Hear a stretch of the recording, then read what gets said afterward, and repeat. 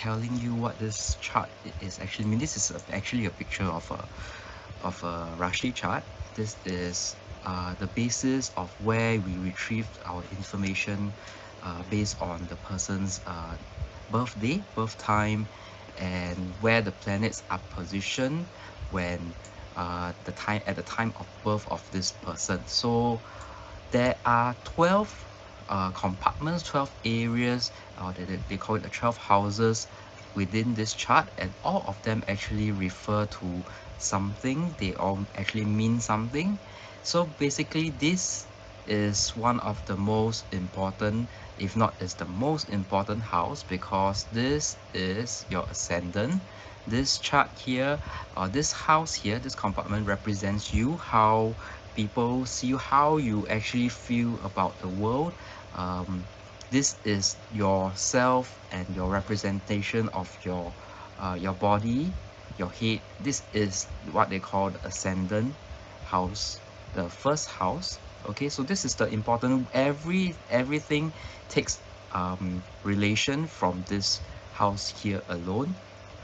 And then we have this, the first house, and then we have our second house here, and then we have our third here, fourth and fifth, sixth, seventh, 8, 9 here, 10, 11 and 12 here. So every one of us, our chart looks the same.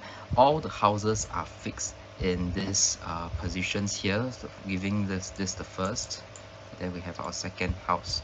So first, second, third, fourth, and so on. So we have all these houses that is fixed here in this chart. So what you need to be aware of is, or what you need to learn is the meaning, the abbreviations, all the significations of all these houses.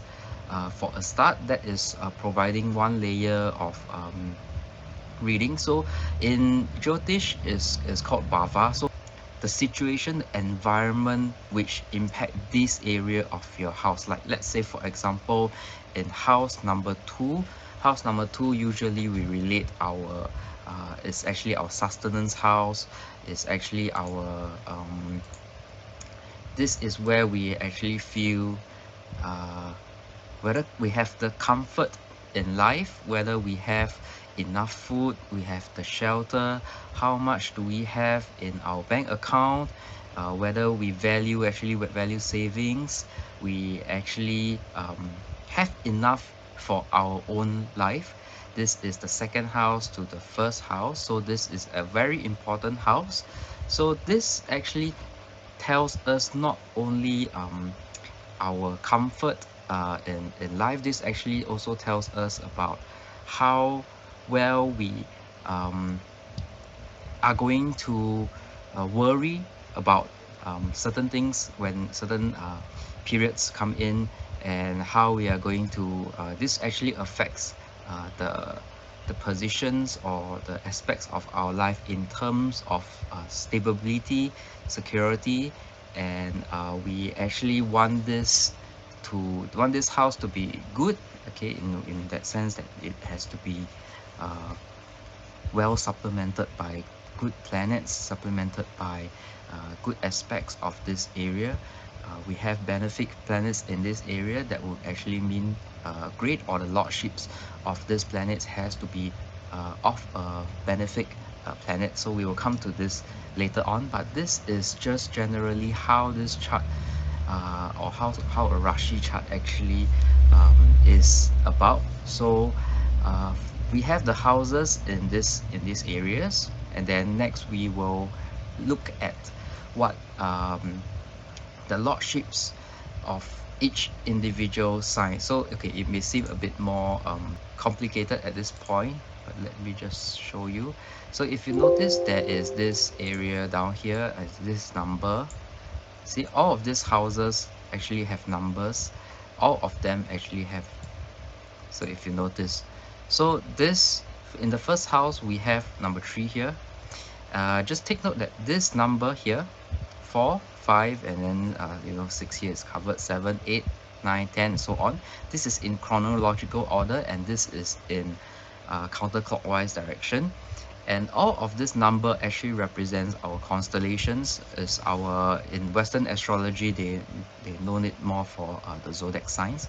So this is the constellations that is uh, ruling this house over here. So this number is not fixed, whereas if you recall just now, I mentioned that the houses are fixed, the constellations will not fix, and this depends on the position of your ascendant when you are born, at which degree, and when you are born, which constellation actually rules the degree in the sky. So this whole chart is actually a snapshot of the sky when you are born.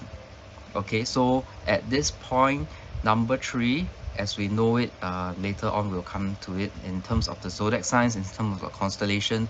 Number 3 is your Gemini, and then we have our Cancer, and so on and so forth. So this is our Gemini ascendant. And Gemini ascendant, we usually, once we identify this Gemini ascendant, we will look at what is the planet that rules Gemini. So the ruler of Gemini is Mercury. So actually we can call this first house or this ascendant a Mercury ascendant. Okay, so that would actually bring us to another kind of meaning to add on to this person's personality. So if this house actually has another planet in this house, because as I mentioned earlier, this is the most significant house within this chart. So any planet that is in this place, be it Jupiter, Saturn, or all these other planets, they actually hold a great significance in terms of the person's personality, in terms of the person's projection of life, how he understands life, how he or she actually deals with issues that is thrown to him, and all the obstacles, how they are going to perceive issues and then solve them, the way that people actually see or understand them, how they perceive themselves to the world as well. So it's all going to be in this place. So if Jupiter, for example, if Jupiter is in here in the first house, okay, Jupiter is a house of wisdom, of intellect, it's a house of expansion. So this person has more at this point, at this layer, we can actually tell that this person is quite people will actually see this person as quite a wise person, is a very intellectual person, and this person actually likes to pursue subjects or intelligence that is going to the thirst for knowledge is very high, I would say. So Jupiter people here, and this, because this one actually represents self, Jupiter is about expansion, so we can actually tell this body of his, or how people actually see it. Jupiter in this place, this person tends to be a bit heavier, or a bit of greater weight to the person as well. So we can actually see our physical appearances that is related here, because this palace down here is all about the self. Okay, so this is actually an introductory explanation of the Rashi chart. So there is still a lot of things that we can look at from this place, and especially like if we are looking at expecting, we can take a look at this. So if Jupiter is here and Jupiter is actually expecting here, so this palace down here is the opposite of the first ascendant. So this is the 7th house, and this will always represent your spouse or people you have deep connections or relationships with. So if you are looking at businesses, for example, this is actually a house of partnerships. So but most of the time we look at this because our clients are interested in knowing when they will get married, how is the quality of their wife, and when will they actually meet the right one after maybe failing a few times, and then they are probably looking for more clarity and whether they will ever get married or actually found true love. So we actually look at this palace or this house here This is why the Rashi chart is so dynamic, because if we look at this, this is ourself, right? First house is ourself, and then we have seventh, which is overlooking this place, ourself. So this is usually our better half, our partners, our spouses, because this is the opposite of uh, ourselves. So if this is the self, this is the outside of the self. If this is the home, if we look at this, if this is the home, and then this is the outside world. Okay, so we actually get to see the connection between all these areas here. So this, if we want to look at the spouse, of course we have other directional charts that is providing even more information as we go deeper. I will come along to touch on all this knowledge. So at this Rashi chart being the first chart that we actually look at, we can see the quality of this spouse here. And usually if like for example, like back to just now, we were talking about the Jupiter. So Jupiter is actually expecting our seventh house. So what aspects means is that Jupiter is sitting in the first house, but is actually looking out onto the seventh house, and they are all Jupiter has actually two other aspects, but we will just talk about the first one first. So Jupiter actually look at the spouse area. So this is actually can tells us at this point, just with this piece of information, it may be signifying that during this Jupiter period, there is very high chance that you're going to get married. So probably for our folks and friends who are looking out, you can take a look at what planets actually sits in here. In the first house, one of the key indicators of when we actually get to tie the knot with our true love is when that planet here is actually appearing in our Dasha Buddhi. That is our time period. We'll come to that later on, but just for example, this is what actually Vedic can do for you, and this is the amount of detail that we can actually tell. So Jupiter aspecting our seventh house. Jupiter is a naturally benefic planet, and it's one of the few good planets that we have in our Vedic astrology chart. So being a good planet, and it is expecting this, it is landing its influence onto the spouse palace. So what that means is actually is bringing good qualities into the reading, into the house. So if we want to tell more, we can actually say just from this piece of information that the spouse is going to be quite beautiful, quite intellectual, and beautiful in terms of not only physically, it's all in the mind, because Jupiter, remember, is about wisdom, is actually signifying wisdom. So this is a very good advisor planet, and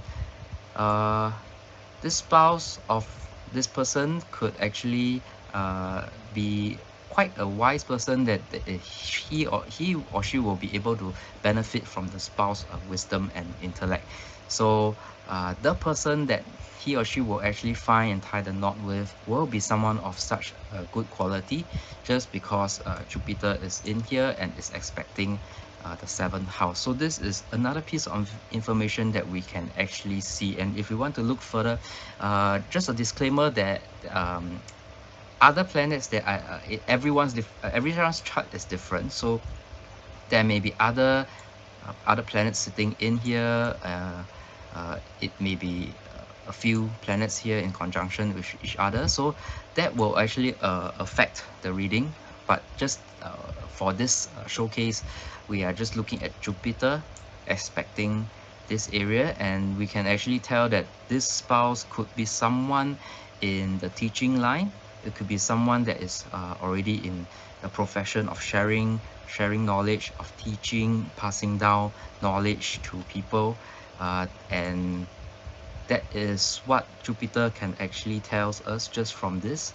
And just looking at okay, and another layer that we can actually look at is the zodiac signs that we are talking about. So that actually represents the houses and the nature of the houses, the quality, personality.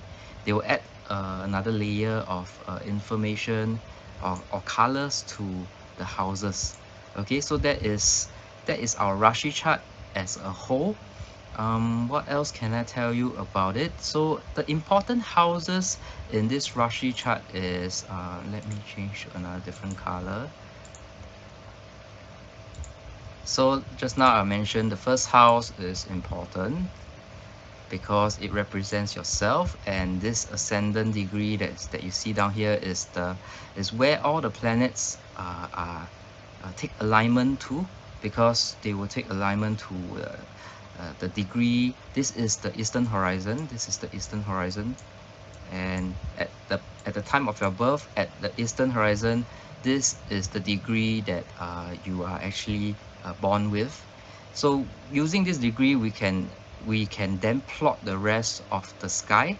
Remember, this is the sky. We can plot other planets where they actually sit. So as example, we have, you see, 2 planets in the 12th house, and that means at the point of your time, Mars and Rahu is of 19 degrees, 29 degrees in the 12th house, and in the sky. So, and then we have Venus and Uranus here. We have Mercury, Sun and Moon in the 10th house. So the important houses we are talking about, the most important houses are these. And of course your 7th house, everyone would like to get married. And then we have the 10th house. So usually when we look at the Rashi chart first, we will actually look at these 4 Kendra houses at first glance, just to see a gist or a summary of what this person is. It actually tells it tells us what this person actually wants, what this person's purpose in life is, no matter what industry or what work he is actually in. It actually tells us a lot about his thinking, how people actually think about him, what kind of personality he has, and whether he actually is delusional, or whether he has a good spouse, whether he will ever get married at a young age or a later age, whether there is a good family, a good early childhood education. You see, number 4 is about our home, is about our comfort and happiness. So this is a happiness house, and this also represents our mother. So from here we can also tell the quality of this person's house during his younger days, and we can tell the quality of the mother, whether the mother has been the pillar of strength, the support that he has, and whether he is close to the mother, or this mother is completely void of his life, not supporting him. We can see all this, and that will actually contribute to his later part of his life. And then of course 7th is what people think of it, what people think of him and the spouse. And number 10 is the second most important houses after the first. So whenever we get a Rashi chart, we actually look at the first house. We can tell roughly the person's characteristics, or when he will shine, all this stuff. And then we actually look at the 10th house next, because the 10th house is our career, is our status, is what we actually this is the significator of success in life, status. This is your career, and this is how we actually identify whether this person is likes to change his job a lot, and whether he has affinity with what kind of roles or what kind of personality actually he has, so that he can find an industry that is suitable for him, a career that is more suitable for him. But remember, this house actually doesn't really tell you about how much money actually he will make from his career. Okay, that would be the 11th house, which we will come to that later on. So the important houses are 1, 4, 7, and 10. These are the Kendra houses. This is actually from this 4 collectively, we can actually tell even more details how what kind of industry should he work in, what kind of talents he actually has. So actually from this chart, we can actually tell that you see his sun is in here. Sun is our Atma Karaka. So this is our sole purpose in life. So to him, um, his focus is a lot on building career and climbing the corporate ladder and status. And so with this, we have to look at um, other houses to see what planets actually are in there, so that we can tell what kind of career that he should start climbing the corporate ladder from. That means he hasn't. I mean, we all have only a few good years of working and choosing a career, and we do not want to choose a career that is not for us, and only until our mid-30s or mid-40s and realize that we have lost the time to actually climb up the career that is suitable for us. So some of us, we have let's say Jupiter, Venus, or the moon in all these 4 houses here, then we can actually say that this person actually gifted in passing on knowledge. So what he or she should do is actually to embrace any educator's kind of role in the career. So this does not necessarily mean you have to give tuition, or you have to teach in secondary schools or JCs.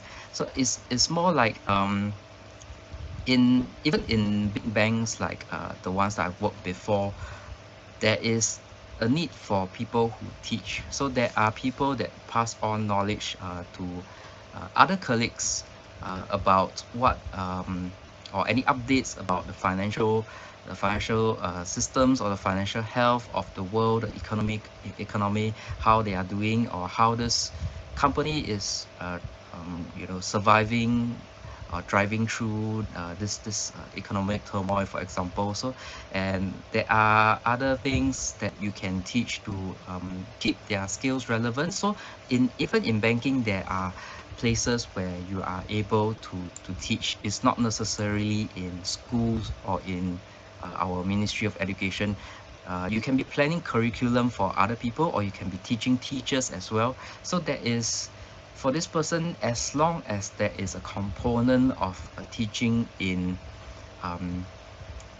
the work, that is where he or she will actually shine.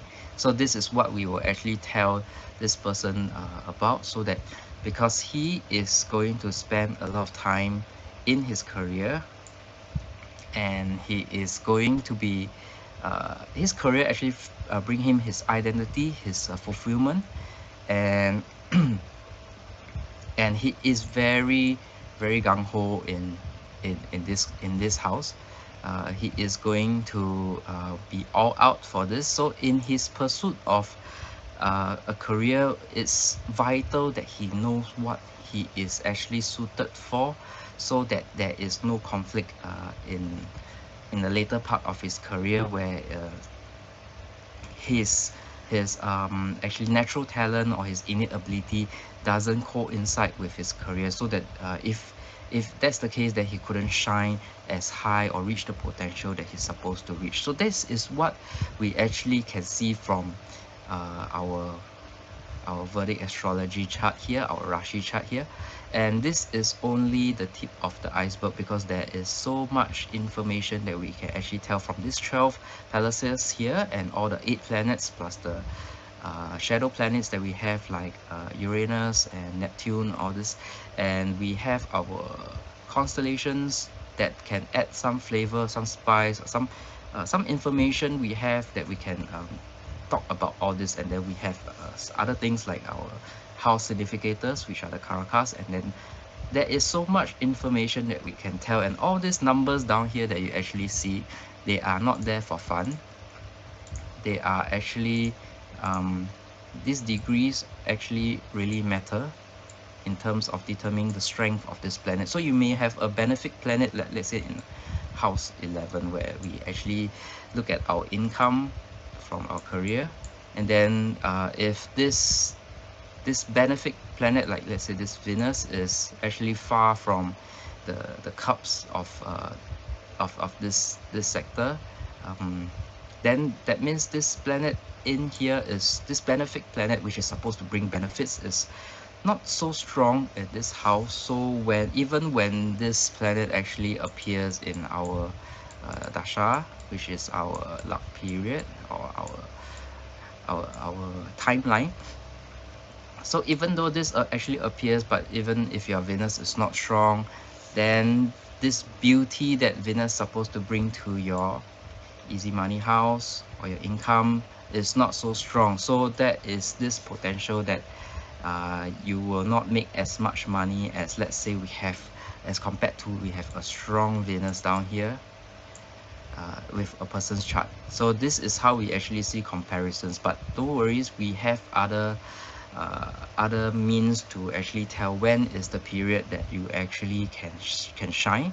So this is for today. I will just give you an intro about what this chart actually is, and how we can actually talk about or retrieve certain information about this person's character, about this person's life and destiny, and then we try to guide this person along as to when or where he or she should actually spend his time in. If he's going down the wrong path, then we can actually give him a heads up and say, hey, why not you look at something that actually allow you to shine, even and you are coupled with happiness and contentment if you walk down this other path that you should be taking. So I hope you guys enjoying this introductory video, because I'll be doing more of such videos telling you more information about all this, so that maybe you can look at it yourself, and we can look at it from for our friends and our family as well.